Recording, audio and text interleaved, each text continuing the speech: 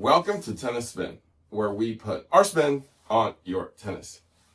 So who are the top tennis players of all time? I see a lot of people talking about this, but what do we think? Stay tuned. All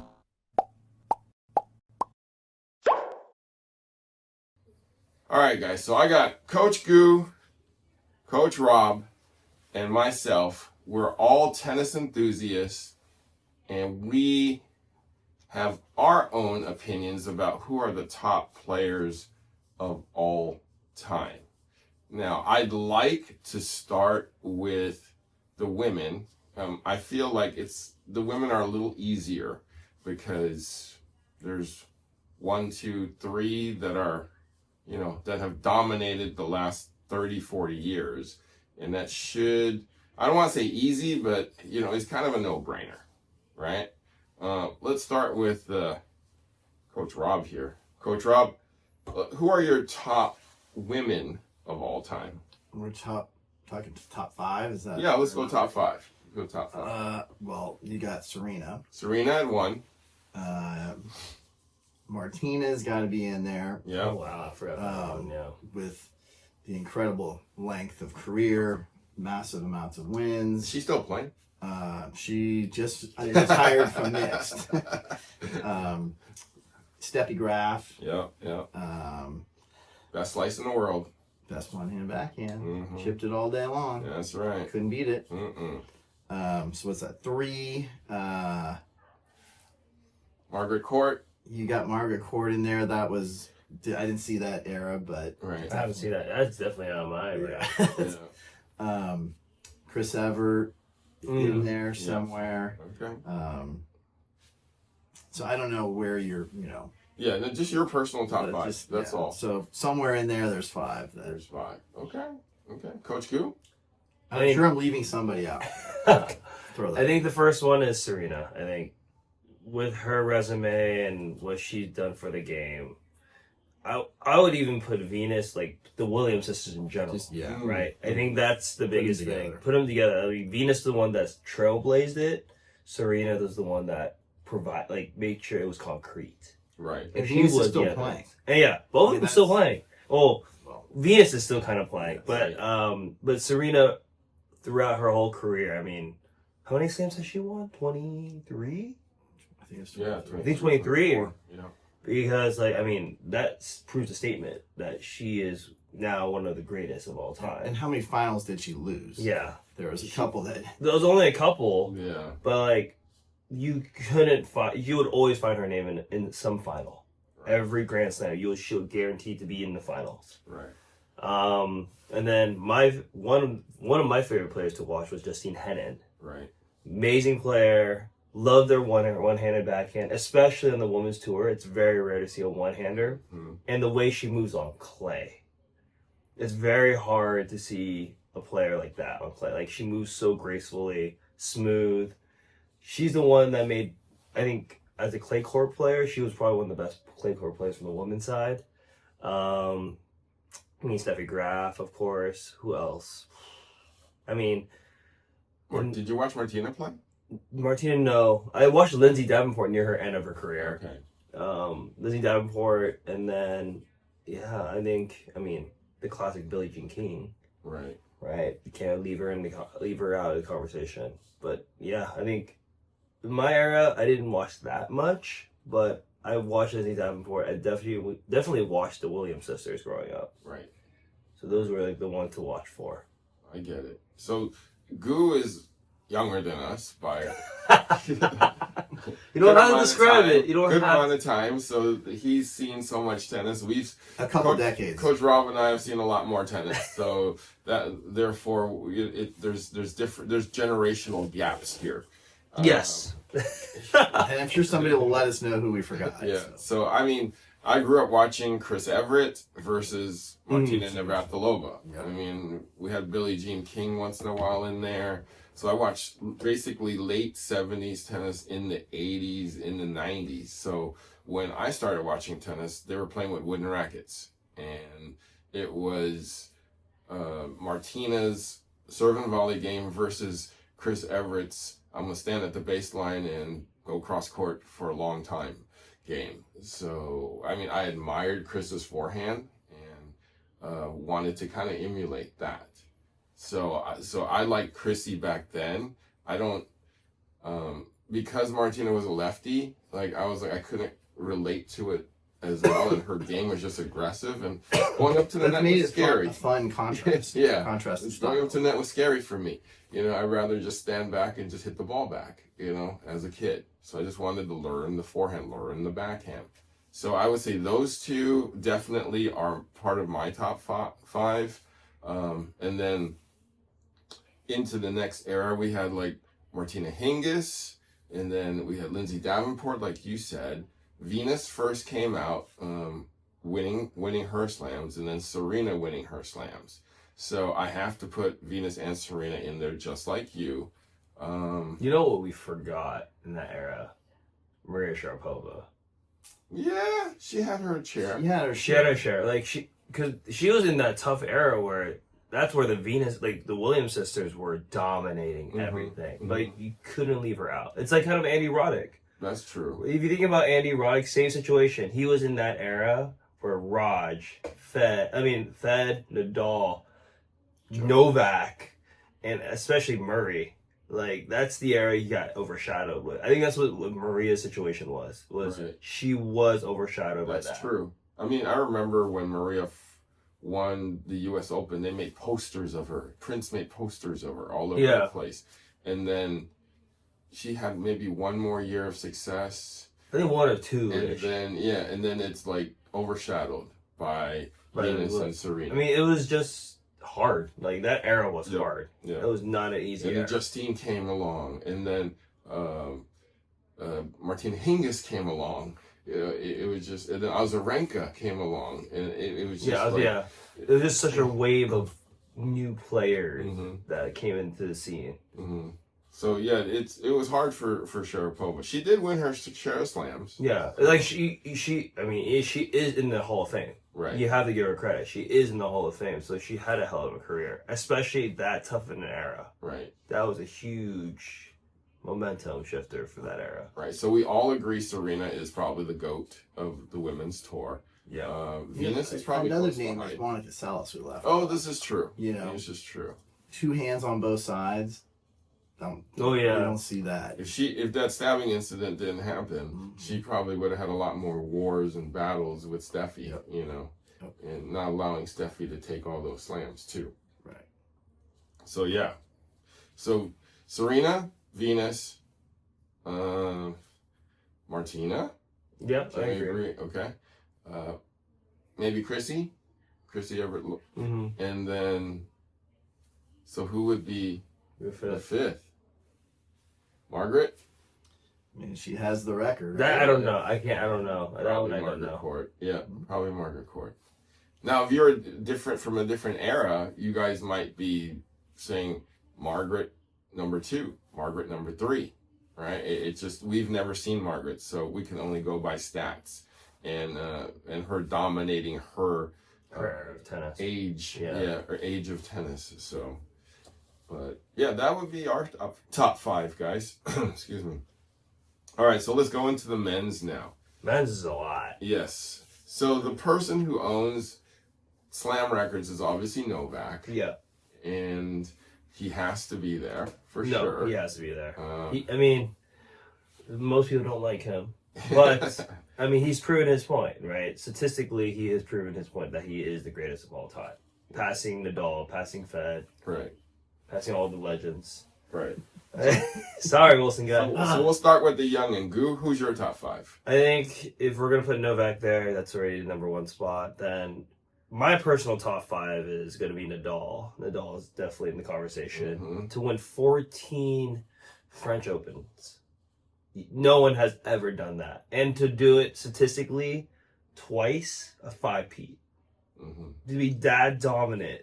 To not let anyone win a French Open is ridiculous. Right. I mean, and his foot, his sole of his shoe is at center court. I mean, the guy is a competitor. He's probably the toughest mental battler ever. Yeah. I mean, if you hear his story, you definitely know that's a crazy story too. Being a righty to a lefty, forced to be lefty, and you know, playing in the most toughest era in tennis. Federer, Novak, Murray, Delpo. If people forget about it, Delpo. And winning an Olympic medal too. Yeah. People tend to forget it. Beijing Olympics 2008. Yeah. I still remember that too. And yeah, I mean, he would be in that conversation. And then, hey man, do you got a pair of socks I can use? You forgot your socks? Yeah, man, I'm sorry. As a matter of fact, I do. Oh, there you go. RTP Ultra Grip socks. Hey, I like these. Hold Road on. to Pro. Let me put them on. You know, Coach Goo, those socks help prevent blisters by reducing friction on the sole of your feet. Zero energy loss from your speedy acceleration, stop and change directions on a dime, and reduces fatigue energy loss due to foot slippage inside your shoes. All right, man, let's go play. Let's go.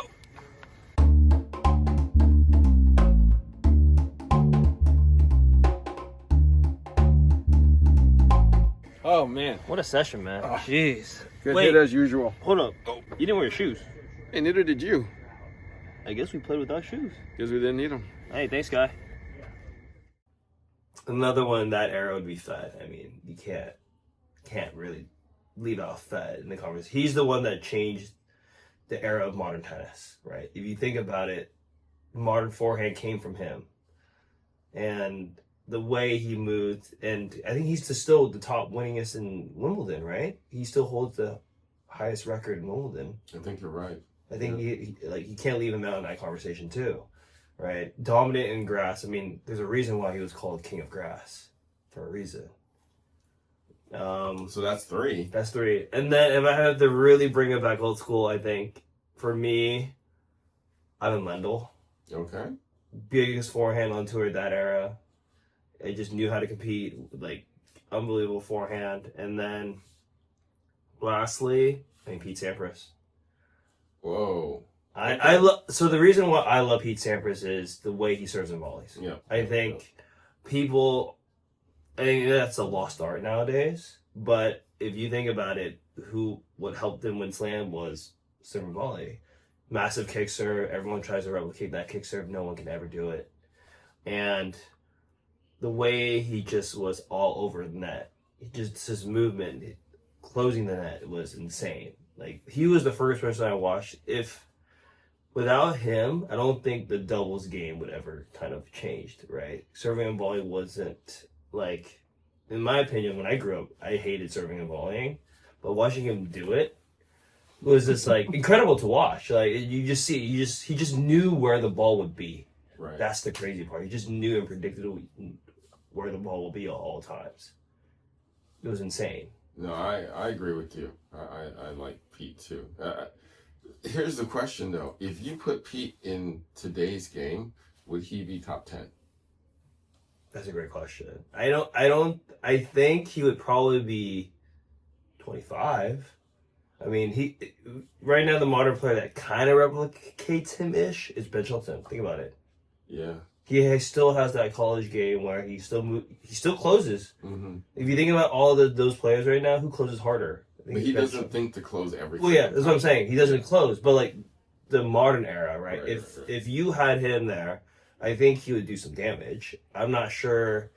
I mean, people tend to forget the passing game of these young players now are incredible. Like, the movement's insane. The shot quality they're making out of it. Like Alcaraz, for example, he can pass you anywhere. Same thing with Sinner. He could pass you anywhere. Right. So it's tough to say that he would be like a top 3 player or even top 5. But he should be dwelling around top 10 to top 20. Okay. But he will still kind of dominate. Like, still be a good player. And guys like that would change their games as their career would go on. Like, if you remember Fed early on, he served and volleyed a fair amount. Oh, that's and true. then, Yeah, and then he has to stay on the baseline. And then he's like, nah, I'm just gonna try to beat you from the baseline. Like, keep going to the net. Yeah. I want to sit back here and out rally you. Okay. But there again, the surfaces were slowing down a little bit. The game got so fast it was boring. Right. Like, you would have just serve and volley, miss return, hit a winner, point was over. There was nothing. It wasn't fun to watch. They didn't have any creative points because the game got so fast. Right. I think, and we talked about it too when we were at Laver Cup, was that court itself. When I remember stepping on that court, it's almost felt like sandpaper. That's the surface. Slow? Yeah, it's slow. Right. It was incredible how slow it was, because the first thing I noticed when I stepped on that court was, wow, it is gritty. Like, it is like sandpaper gritty. Well, it is a fabricated court. That Of they course, brought in, yeah. so. But I feel like that's kind of the standard now, because the way these kids hit nowadays, it's 10 times faster than what we ever expected. Of course. Right? So, like, I could see why as kind of for viewership and for television, you need to slow those courts down for the viewers, right? Otherwise, it's not interesting. It's like, just call me when the tiebreakers start. Like, that's why college is so much fun, is because it's like you see all different players, right? But yeah, the game has changed a lot. It's more creative. You got to be more creative on the baseline, and I think you're seeing a resurrection of a lot of people coming back into the net. Like, you see a lot of these new players starting to crash the net a little more. Right? Ben Shelton, for example, right? He's trying to crash the net as soon as he can. He's looking for the opportunity, but it's never, Pete Sampras kind of mentality. And also the drop shot. Like, the revival of the drop shot's coming back. Guys were playing so far back. Yeah. Especially the Europeans. Power. Yeah.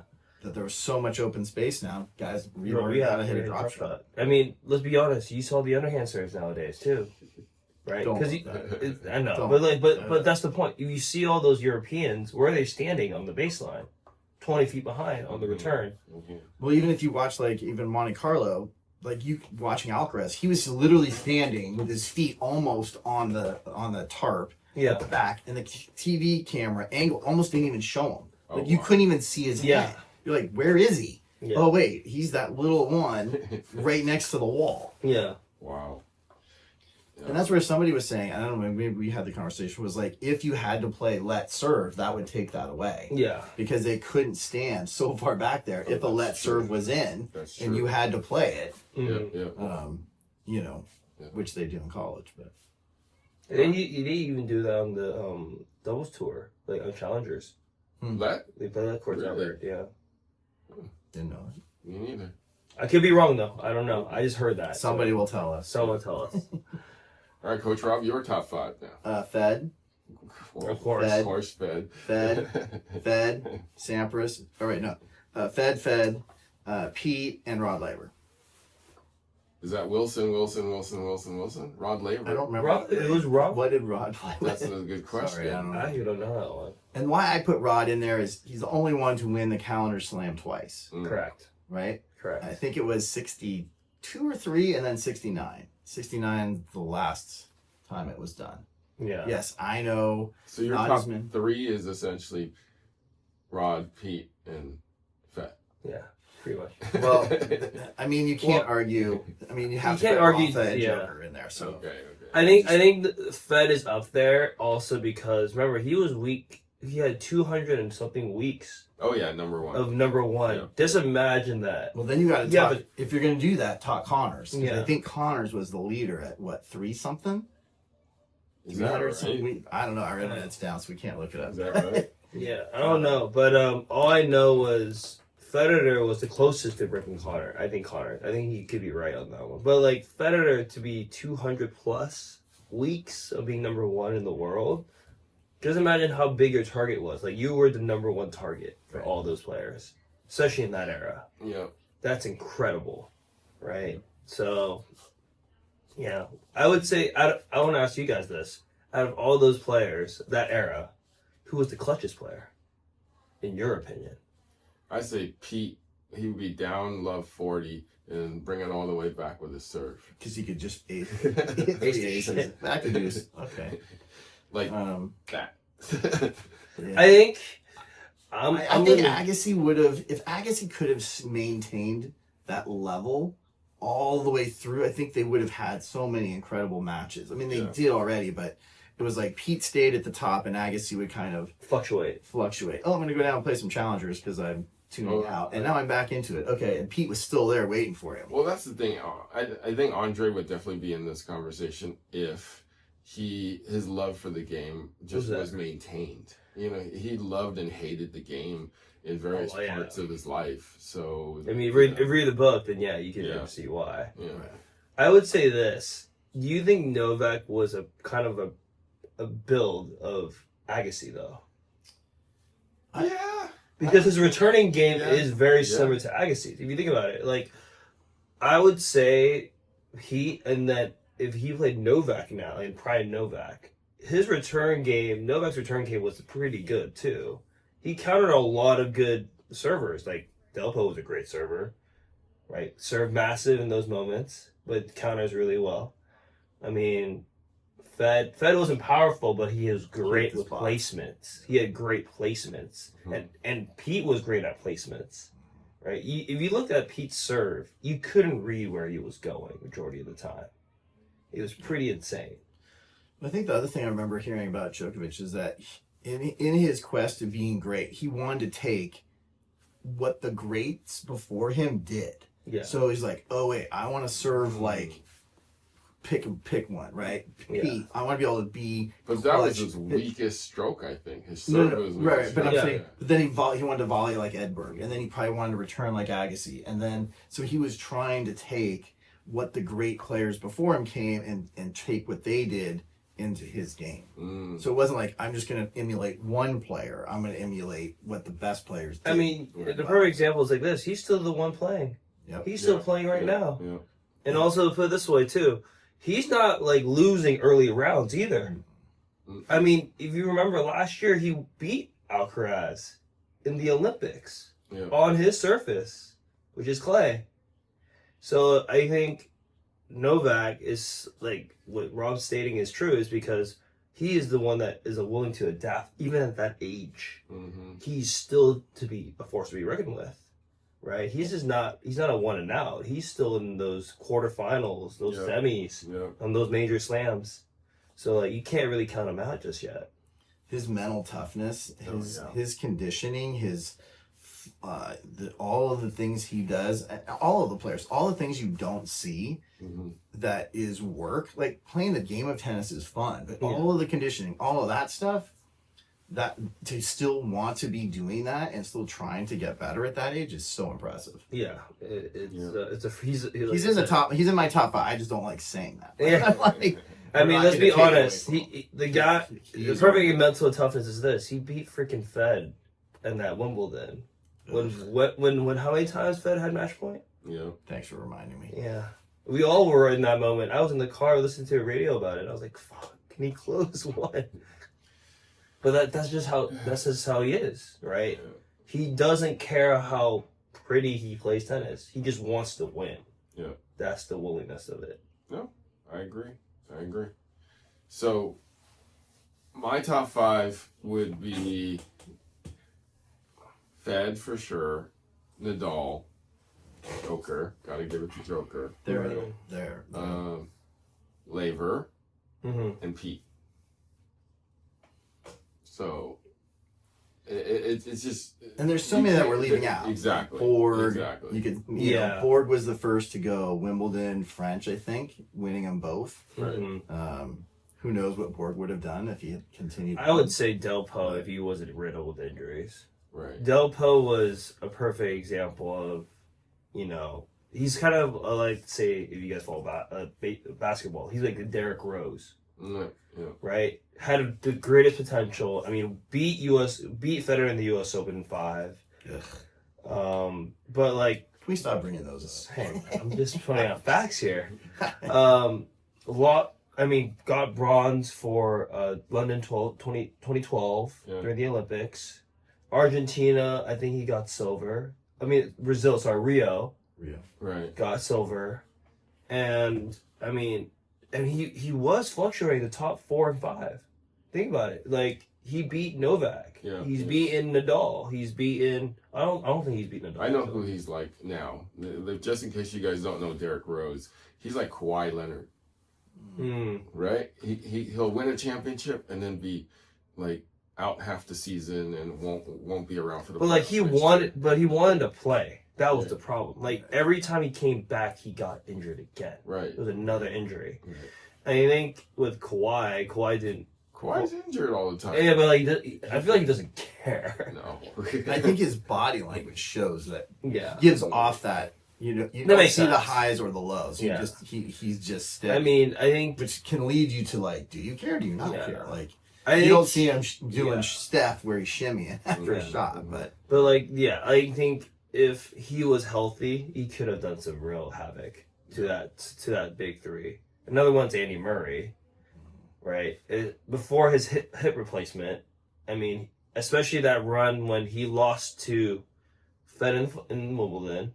And then the next year played the Olympics and won the Olympics, and then won finally in Wimbledon. Right. And that is gotta be your whole country. Yeah. Is just craving. Like the first Britishman, to win one so long. For so long. And the pressure's on you. Yeah. The pressure's on you to win it too. Definitely. That's And then you could almost look at that like Rory McIlroy winning last year, where everybody's like, okay, all you gotta do is win this one tournament, and then you'll be X, Y, and Z. You will be the only. Like, that's a lot of pressure. I mean, it's like I said, that era of tennis, especially with Fed, Nadal, Novak, like to even have Murray in that conversation, like he did whatever he can. Same thing with Roddick. Same thing in that conversation. After he won U.S. Open, that's when Fed entered the scene. Right. That's when Nadal entered the scene.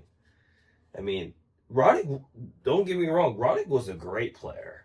He will tend to forget. I know. He will tend to forget how good like Roddick was. It was just he was overshadowed by them. Yeah. Right? Like he was still in those conversations. He was still in quarters. He was still in semis. Right? Especially that run that he lost to Fed in the finals. Exactly. Everyone forgets about that shadow final shot. I call it the shadow shot. That he was coming up to the net, it cut through the that was tough, and then he missed the ball. I really wanted him to win that one too, because that would actually give that was probably Roddick's. That was his last run. Yeah. He played free, played loose. I never seen him closing that hard either. Like serving volley too. I mean, that guy, I think, he's definitely one of the top Americans to ever try to do it. Yeah. Like same thing with Marty Fish. Well, he's the last American to win a slam. Yeah, think about it. Marty Fish too was in that conversation. Right. I would have put Marty Fish in that conversation if he had, after the documentary came out about him. Right. But like, if he played the way he played, he could have been amazing too. Could have done some havoc. I mean, there's a lot of like guys on tour, like especially the top 50 players. They're like they can be there. It's just that's the next level. The top 3 are like a different pinnacle. Oh yeah, of course. You see it like right now, even too. Like you put Alcaraz and Sinner, they're a different tier. Yeah. Very huge. Coach Gu kind of walked out of the thing because he wanted to look at me for some reason. Oh, you got something in your nose, man. Oh, really? Here. Yeah. Anyways, so that's our top 5. The discussion should continue with you guys. Can you share with us your top 5 and let us know if we left anybody out? We know that I'm sure we did. You guys are always engaged and are not shy to sound off on it. So I'm sure we left people out that should have probably been in at least the narrative. So, but thank you, Coach Gu, for your insight. Where can we find you? You can find me AGU.tennis. I'll also be posting content there as well. All right. Coach Rob, as always, for his Wilson insight. And we're Wilson players insight. Guys, thank you for watching Tennis Spin, where we put our spin on your tennis.